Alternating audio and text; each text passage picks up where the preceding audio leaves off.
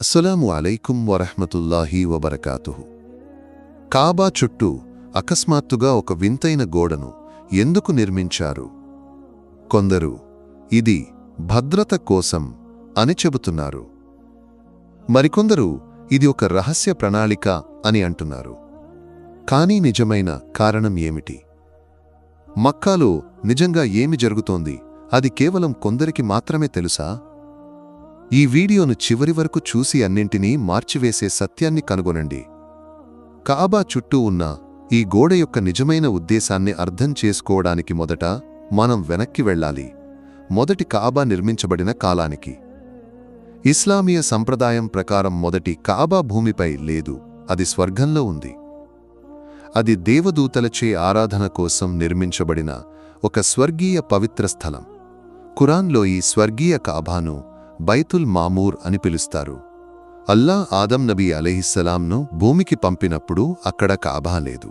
కాని ఈ రోజు కాబా నిలిచి ఉన్న అదే స్థలంలో స్వర్గీయ కాబాకు కింద ఒక ఆరాధనా స్థలాన్ని నిర్మించమని అల్లాహ్ ఆదంకు ఆదేశించాడు. ఈ పవిత్ర కార్యంలో ఆదంకు సహాయం చేయడానికి అల్లాహ్ దేవదూతలను పంపాడు. అలా భూమిపై ఉన్న కాబా అల్లాహ్ను విశ్వసించేవారికి ఆరాధనా కేంద్రంగా మారింది. చాలా సంవత్సరాల పాటు కాబా ఆదం నబీ అలైహిస్సలాం నిర్మించిన రూపంలోనే ఉంది. కానీ నూహ్ నబీ అలైహిస్సలాం కాలంలో ఒక భారీ వరద భూమిని ముంచెత్తింది, కాబా ధ్వంసమైంది. వరద నీరు తగ్గినప్పుడు మిగిలినవి కేవలం అవశేషాలు మాత్రమే. తరువాత ఇబ్రాహీం నబీ అలైహిస్సలాం కాలం వచ్చింది. అల్లా జిబ్రీల్ అలైహిస్సలాం ద్వారా కాబాను పునాది నుండి మళ్లీ నిర్మించమని ఆదేశించి మార్గనిర్దేశం చేశాడు. ఈ దైవిక ఆదేశాన్ని పాటిస్తూ ఇబ్రాహీం నబీ అలైహిస్సలాం నిర్మాణాన్ని ప్రారంభించారు. భూమిని తవ్వినప్పుడు ఆదం నబీ అలైహిస్సలాం దేవదూతల సహాయంతో ఉంచిన పునాది రాళ్లను ఆయన కనుగొన్నారు. అక్కడ నుండి కాబా మళ్లీ ఎదిగింది. ఇబ్రాహీం నబీ అలైహిస్సలాం తన కుమారుడు ఇస్మాయిల్ నబీ అలైహిస్సలాం సహాయంతో కాబా పునర్నిర్మాణాన్ని పూర్తి చేశారు. కాని వారు నిర్మించిన కాబా ఈరోజు మనం చూసేదానికి చాలా భిన్నంగా ఉంది. ఈరోజు కాబా ఒక ఘనాకార ఆకృతిలో ఉంది. కాని ఇబ్రాహీం నబి కాలంలో అది దీర్ఘచతురస్రాకారంలో పైకప్పు లేకుండా 2 తలుపులతో ఉంది. ఒకటి లోపలికి వెళ్లడానికి, మరొకటి బయటకు వెళ్లడానికి. ఈ రూపంలో కాబా అనేక తరాల పాటు నిలిచింది. అల్లాహ్ ఆదేశం ప్రకారం ప్రజలు దాని చుట్టూ తవాఫ్ చేస్తూ ఉండేవారు. ఇస్లాం రాకముందు కూడా కాబాను గౌరవించేవారు. వివిధ విశ్వాసాల వారు దానిని ఒక పవిత్ర స్థలంగా భావించేవారు. ముహమ్మద్ నబీ సల్లల్లాహు అలైహి వసల్లం జీవనకాలంలో దీర్ఘకాల వర్షాల కారణంగా కాబాకు తీవ్రమైన నష్టం జరిగింది. అందుకని దానిని మళ్లీ నిర్మించాలని నిర్ణయించారు.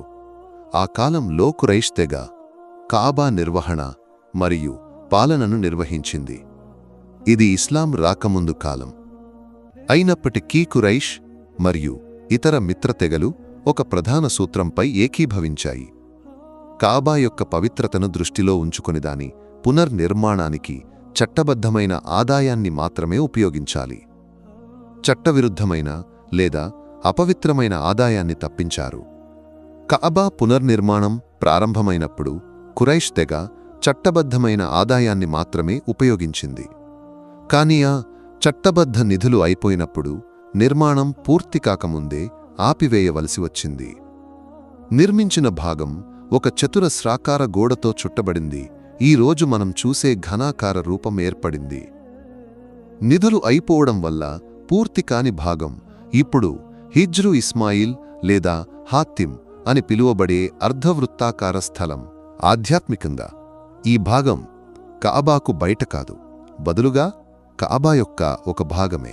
అందుకే ఆ అర్ధవృత్తంలో ప్రార్థన చేయడం కాబాలో ప్రార్థన చేసినట్లే ఆధ్యాత్మిక ఫలితాన్నిస్తుంది. శతాబ్దాలుగా కాబాకు అనేక పునరుద్ధరణలు జరిగాయి. కిస్వా అని పిలువబడే గుడ్డను ముహమ్మద్ నబీ సల్లల్లాహు అలైహి వసల్లం జీవనకాలంలో మొదటిసారి జోడించారు. ఆ తర్వాత కూడా కాబా నిర్వహణ మరియు పునరుద్ధరణ అవసరానికి తగినట్లు కొనసాగింది. ముఖ్యంగా నిర్మాణ సమయాల్లో కూడా తవాఫ్ నమాజ్ వంటి ఆరాధనలు ఎన్నడూ ఆపబడలేదు. కాబాను ఎన్నడూ ఆరాధన కోసం మూసివేయలేదు. కోవిడ్-19 మహమ్మారి కాలంలో కాబా చుట్టూ ఇలాంటి ఒక అడ్డంకి నిర్మించబడింది. ఆ సమయంలో సామాజిక దూరాన్ని పాటించడానికి మరియు ఆరాధకులను సురక్షితంగా ఉంచడానికి దాని ఉద్దేశం. కాని ఇప్పుడు కాబా చుట్టూ ఉన్న ఈ గోడ ఆరోగ్య సంక్షోభంతో లేదా మహమ్మారితో సంబంధం కలిగి లేదు. ఇది సౌదీ ప్రభుత్వ రహస్య అజెండాతో లేదా పాలస్తీన్-ఇజ్రాయెల్ సంఘర్షం వంటి రాజకీయ సమస్యలతో సంబంధం కలిగి లేదు. ప్రియమైన సోదర సోదరీమణులారా, ఇది శాశ్వత గోడ కాదు. ఇది సిమెంట్ లేదా రాళ్లతో తయారు చేయబడలేదు, బదులుగా మందమైన గుడ్డతో తయారు చేయబడిన తాత్కాలిక అడ్డంకి మాత్రమే. ఈ అడ్డంకి యొక్క కారణం పూర్తిగా ఆచరణాత్మకమైనది. ప్రస్తుతం హరం ప్రాంగణంలో కాబా చుట్టూ నిర్వహణ పనులు జరుగుతున్నాయి. గతంలో కూడా ఇలాంటి మరమ్మతు పనుల సందర్భంగా ఇలాంటి తాత్కాలిక అడ్డంకులను ఉపయోగించారు. ఈ రోజు సోషల్ మీడియా వేగం మరియు విస్తృతి కారణంగా ఇలాంటి దృశ్యాల చిత్రాలు మరియు వీడియోలు కొన్ని నిమిషాల్లో ప్రపంచవ్యాప్తంగా వ్యాపిస్తాయి, తరచూ సరైన సందర్భం లేకుండా. కాని నిశ్చయంగా ఈ అడ్డంకి నిర్వహణ ప్రక్రియ సమయంలో ఆరాధకుల భద్రత మరియు సౌకర్యాన్ని నిర్ధారించడానికి మాత్రమే నిర్మించబడింది. ఇది వైరస్తో లేదా రాజకీయ కుట్రలతో సంబంధం కలిగి లేదు. నమాజ్ మరియు ఇతర ఆరాధనలను అడ్డంకి లేకుండా అవసరమైన మరమ్మతు పనులను చేయడానికి ఇది కేవలం ఒక ఆచరణాత్మక చర్య మాత్రమే. ఈ తాత్కాలిక అడ్డంకిని స్థాపించడానికి ప్రధాన కారణాలలో ఒకటి, నిర్వహణ పనులలో ఉపయోగించే బిగ్గరగా శబ్దం చేసే ఉపకరణాలు మరియు యంత్రాలు ఆరాధకులను ఇబ్బంది పెట్టకుండా నిరోధించడం. కఅబా ఒక ఆధ్యాత్మిక శాంతి స్థలం. నమాజ్ సమయంలో దాని శాంతియుత వాతావరణాన్ని కాపాడుకోవడం ముఖ్యం. మీరు ఆలోచించవచ్చు, ప్రస్తుతం కఅబాలో ఎలాంటి మరమ్మతు పనులు జరుగుతున్నాయని. నిజం చెప్పాలంటే ఇలాంటి నిర్వహణ పనులు ఇది మొదటిసారి కాదు. సంవత్సరాలుగా సౌదీ అధికారులు కాబాను రక్షించడానికి మరియు నిర్వహించడానికి తమ బాధ్యతలో భాగంగా నిరంతరం మరమ్మతు పనులను చేస్తున్నారు. కాలం గడిచే కొద్దీ వాతావరణ మార్పులు మరియు ఋతువుల ప్రభావాల కారణంగా నిర్వహణ అవసరం. కొన్నిసార్లు కాబా యొక్క నిర్మాణం లేదా పునాదిని శ్రద్ధించాల్సి ఉంటుంది. మరికొన్నిసార్లు మార్బుల్ నేల చుట్టూ ఉన్న కార్పెట్లు లేదా పైకప్పును రిపేర్ చేయాల్సి ఉంటుంది లేదా బలోపేతం చేయాల్సి ఉంటుంది, దీర్ఘకాల నష్టాలను నిరోధించడానికి. నిర్మాణ పనులు పూర్తయిన తర్వాత మరో ముఖ్యమైన పని జరుగుతుంది: కఅబాను కప్పే పవిత్రమైన నల్ల గుడ్డ అయిన కిస్వాను రిపేర్ చేయడం. ఈ గుడ్డను అధికారికంగా హజ్ సీజన్లో సంవత్సరానికి ఒకసారి మాత్రమే మార్చబడుతుంది. కానీ మధ్యలో చిన్న రిపేర్లు అవసరం కావచ్చు. దురదృష్టవశాత్తు కొందరు యాత్రికులు అజ్ఞానం వల్ల లేదా తెలియకుండా కిస్వాకు నష్టం కలిగించారు.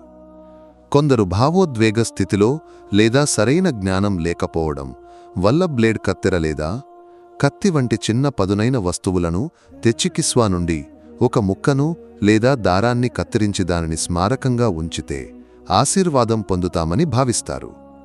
కానీ ఈ రకమైన చర్యలు నిజాయితీ ఉద్దేశంతో చేసినప్పటికీ ఇస్లాంలో ప్రోత్సహించబడవు. కాబా యొక్క పవిత్ర కవచం కత్తిరించబడటానికి లేదా చీల్చబడటానికి ఉద్దేశించబడలేదు. ఇలాంటి నష్టాలు ఆరాధన యొక్క నిజమైన ఉత్సాహాన్ని తప్పుగా అర్థం చేసుకోవడానికి సంకేతం.